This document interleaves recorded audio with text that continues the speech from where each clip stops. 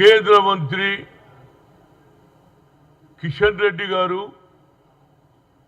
సాక్షాత్తు సోనియా గాంధీ మీదనే ఒక ఆరోపణ చేస్తుండు.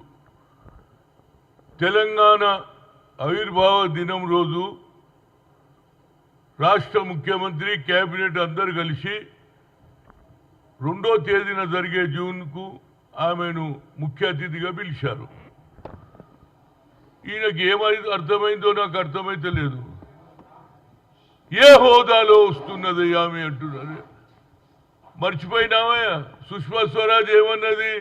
సోనియా గాంధీ పెద్దమ్మ, నేను చిన్నమ్మ అన్నది. అది మర్చిపోయినావురా బాబు?